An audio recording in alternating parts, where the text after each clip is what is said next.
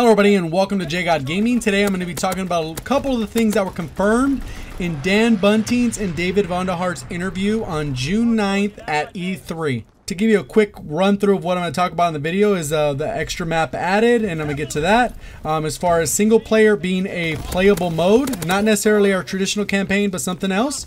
We're going to also talk about that BO4 is basically done as far as the multiplayer goes, and they're working primarily on Blackout. And then the last thing that we're going to talk about is the bullet drop off and how that specifically works. If you do enjoy the video anyway, remember to hit the like button. If you are new to the channel and you'd like to stay up to date with future content, remember to hit that subscribe button with the notifications on. So let's go ahead and get into it. Some of the things they talk about in the interview are related to multiplayer, but some of them are related to the Battle Royale as well.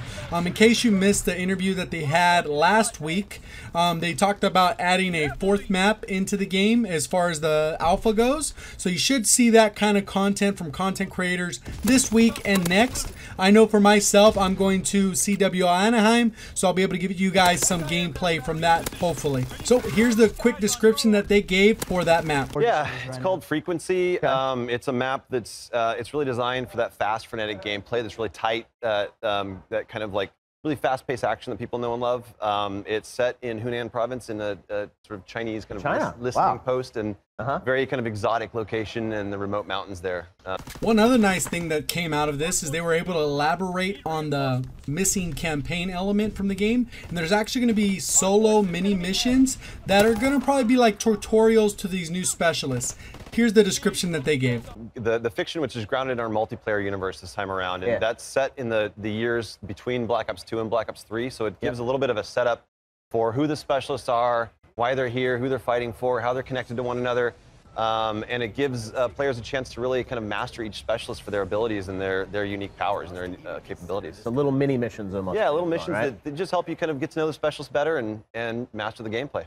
So they didn't actually elaborate on how long these missions would be. They'll probably be short mini missions like they said, and that'll give you opportunity to play as several different characters. Right now there's 8 confirmed specialists that we've seen in the pre-alpha, and that'll more than likely be in the beta, but there also has been 2 other ones that are supposedly leaked, so we should have 10 mini missions, 10 specialists when the game launches in October. Another big confirmation that came out of this that was kind of subtle is that they've already pretty much wrapped up almost everything in multiplayer, and they're just working out some kinks. And David Vonderhaar is spending most of his time on Blackout, so that could be available for launch. And here's the part where that is explained. Yeah, so I set up and spent the first major part of the project sort of getting the studio design department set, and then spent a lot of time on multiplayer until we established that kind of core, and now I'm almost exclusively Blackout.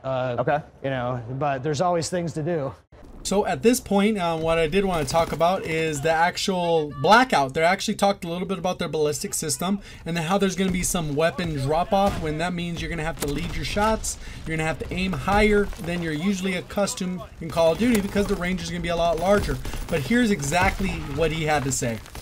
When you have a world, you have longer range engagements. I mean, you guys, everybody knows Call of Duty for that kind of shorter, kind of paced engagement. So we had to really take a look at the weapon system to support longer range engagements. So thanks to Trevor Walker and many hardworking folks at the studio, we have actually completely changed sort of the ballistics system that the game uses. So historically, you know, at the risk of getting too nerdy, it's a hit scan game. Bullets fire, they go straight, they go forever, and then the damage drops off in kind of core increments. So what the ballistic system does is allows us to actually do simulation of ballistics where bullets actually fall off. So over long ranges, you're not going to be able to tag somebody. You're going to have to aim high and sort of compensate for that. And where we are with this right now is a good place for Call of Duty. So the weapons kind of do the damage in the segments or ranges that you'd expect them to do, including beyond this certain range. But at a certain point, you're just not going to be able to hit that guy unless you compensate for that. So that's a completely different take on how you think about ballistics and how you think about weapon simulation. So a lot of work has gone into the weapon system, and not just on ballistics, but in terms of the totality of sort of what you do. So, but you're not doing ballistics unless you do something as large as Blackout. So this is actually a huge piece of information because a lot of people are just kind of talking about it, debating if they're going to have hit scan, are they going to have the bullet drop, or is it going to be like this game or that game? Is it only going to work for snipers or ARs or SMGs? Well, this basically sounds like it talks about all weapons. So if you shoot an SMG, basically you have to aim really, really high, or it's going to do almost no damage at range. Same thing with the sniper, you're going to have to aim high, especially at those long ranges, but your damage profile probably won't be affected as much. When it comes to an AR, it'll be that middle ground so that you can actually fire the weapon. It'll still hit, but you're going to have to aim higher. So probably using reflex sights and red dot sights and 4x sights and different sights are going to be huge in this game, because now you're going to have to be able to lead your shot, and you're not going to be able to see it if you're aiming down sight on iron sights.